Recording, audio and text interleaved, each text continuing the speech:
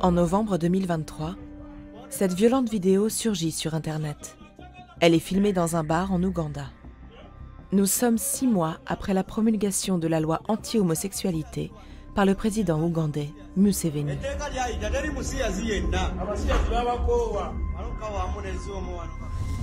Suite à la promulgation de cette loi, les violences à l'encontre de la communauté LGBT+ ont quadruplé en Ouganda.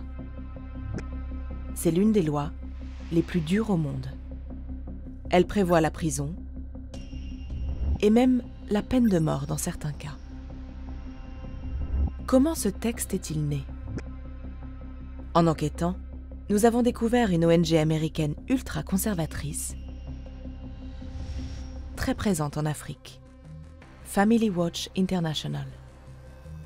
Est-elle impliquée dans l'élaboration de cette loi? Notre enquête montre les liens de cette organisation avec le pouvoir ougandais et révèle qu'elle avait déjà mené campagne pour défendre une loi qui condamnait les homosexuels à la prison.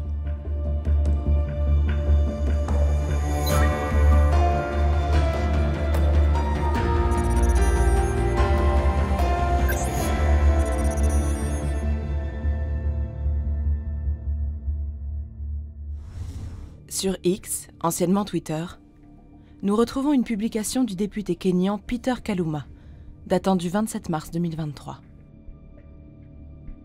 Il annonce sa venue à Entebbe, en Ouganda, pour la première conférence interparlementaire régionale sur la famille, la culture et les valeurs africaines. Il précise que l'homosexualité sera un sujet de la conférence et conclut son tweet par cette mention: « Say no to LGBTQ » dites non au mouvement LGBT. La conférence, la première de son genre, accueille des élus de 22 pays africains. Une source locale, qui traque les organisations ultra-conservatrices en Afrique de l'Est, nous a confié une série d'enregistrements vidéo exclusifs de cette conférence fermée au public. Bonjour, voici les enregistrements de la conférence. Les élus défilent pour s'exprimer contre l'éducation sexuelle, l'avortement, mais aussi contre les homosexuels, comme ce parlementaire ougandais. Homosexuality is not a human right. It is actually a human wrong. Parmi les élus africains, une invitée de marque venue des États-Unis, Sharon Slater. C'est la présidente de Family Watch International. Cette ONG, à l'agenda ultra-conservateur, est basée en Arizona. Dans sa déclaration au fisc américain, on voit que Family Watch International se concentre principalement sur l'Afrique. Elle y a dépensé pour des conférences, voyages et bourses 128 636 $ en 2022. Date de la dernière déclaration disponible. Cela représente 79% de son budget pour l'étranger. L'homosexualité est un des sujets de prédilection de sa présidente. Dans son livre « Stand for the Family », Sharon Slater dépeint l'homosexualité comme une pathologie qui pourrait se guérir. L'homosexualité peut être traitée avec succès. Et voit la défense des droits LGBT comme une propagande dangereuse. Nous nous inquiétons des lois, des politiques et des programmes scolaires qui promeuvent l'homosexualité, car ils peuvent affecter le bien-être des enfants et des jeunes. En mars 2023, lors de la conférence d'Entebbe, Sharon Slater est plus qu'une simple invitée. Durant notre enquête, nous découvrons sa présence et son influence à tous les stades de cette conférence. Dans cette première version du programme de la conférence, partagée par le chercheur belge Christophe Titeka, on s'aperçoit que l'entête est quasiment identique à celui d'une autre conférence, organisée par Family Watch aux États-Unis, 1 an plus tôt. Dans cette version, les deux événements portent également le même nom.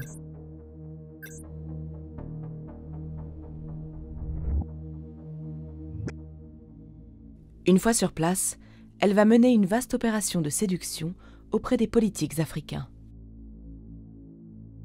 En regardant de plus près les images de la conférence, nous remarquons un livre devant les élus africains. Comme ici, ou encore là, et là.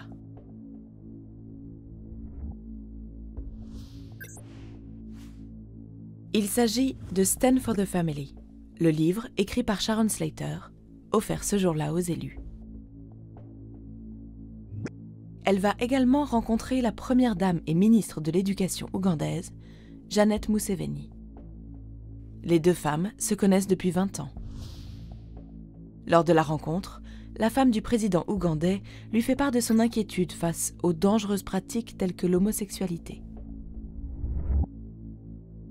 L'Afrique serait la nouvelle terre promise des ONG conservatrices, selon Christophe Titeka, professeur à l'université d'Anvers. For many religious organizations, particularly Christian organizations, but also broader, Africa has become the last frontier. The West, the US or Europe are seen as lost causes. There's not much more to gain there. And Africa is seen as a continent where still people can be converted, laws can be adapted, and so on. So this is a place where they feel they can still make a lot of influence and gather a large following. Et pour exercer cette influence, Sharon Slater va même ce jour-là proposer aux élus des lois clés en main. C'est ce qu'on entend dans l'enregistrement de sa présentation que nous nous sommes procurés. We'd like to offer you, later on, we can connect you to our model of legislation, positive legislation to protect families on various issues of pornography, religious freedom, transgenderism, the family, sex education, parental rights, protection of life. Au moment où se déroule cette conférence, le Parlement vient d'adopter une loi contre les homosexuels. Elle confirme et punit très sévèrement des infractions déjà existantes dans les textes ougandais. Une personne qui commet le délit d'homosexualité est passible d'une peine d'emprisonnement à perpétuité. Elle ajoute aussi de nouveaux délits qui visent notamment les défenseurs des droits LGBT. Toute personne qui fait la promotion de l'homosexualité commet un délit et est passible d'une peine d'emprisonnement allant jusqu'à 20 ans. Elle instaure même le crime d'homosexualité aggravée, puni par la peine de mort. Il vise notamment les personnes récidivistes. Un an après son adoption, au moins 47 personnes ont été arrêtées au nom de cette loi anti-homosexualité, d'après ce rapport de plusieurs ONG ougandaises. Sharon Slater affirme n'avoir joué aucun rôle dans l'élaboration de cette loi. Sur son site, Family Watch affirme même être contre toute législation qui pénalise une personne ayant des attirances homosexuelles ou pour son identité de genre. Mais notre investigation montre l'inverse. En creusant davantage, nous découvrons que Sharon Slater avait fait campagne par le passé pour défendre une loi qui déjà envoyait les homosexuels en prison. Nous sommes en 2007. À cette époque, la loi ougandaise est déjà très dure. Dans le code pénal, les rapports qualifiés de contraires à l'ordre naturel peuvent être punis de la prison à vie. Pour l'ONG Human Rights Watch, cette législation est à l'origine d'un climat homophobe. Dans une lettre ouverte au président Museveni, elle demande alors l'abrogation des articles réprimant l'homosexualité.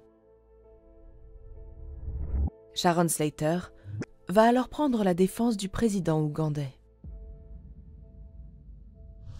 C'est ce que montrent d'anciennes archives que nous avons exhumées.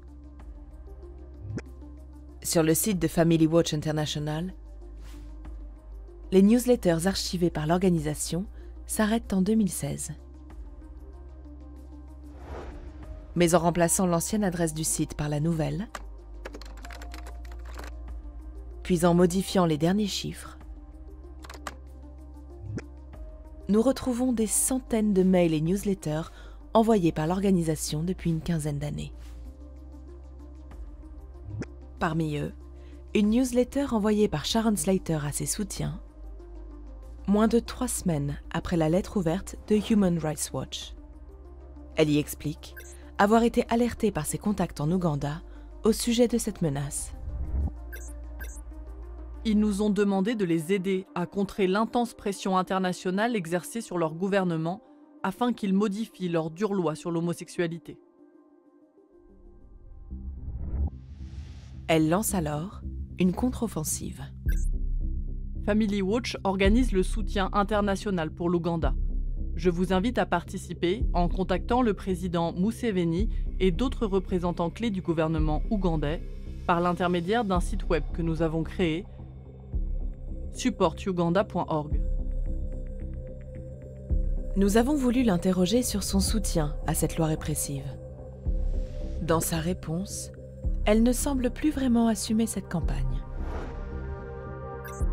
Les déclarations auxquelles vous faites référence soutiennent la protection de la souveraineté nationale en général et non les lois ougandaises en particulier. Mais dans les faits, la loi criminalisant l'homosexualité était bien au cœur de son message. Nous organisons un effort international pour défendre l'Ouganda contre la pression exercée par des groupes internationaux de militants des droits des homosexuels qui tentent de forcer ce pays à modifier ses lois sur l'homosexualité.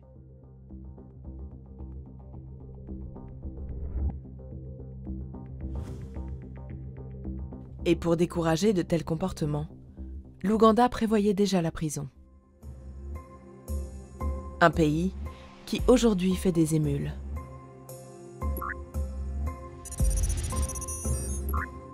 En avril 2023, au Kenya, le député Peter Kaluma a lui aussi déposé une proposition de loi contre l'homosexualité, très similaire au texte ougandais.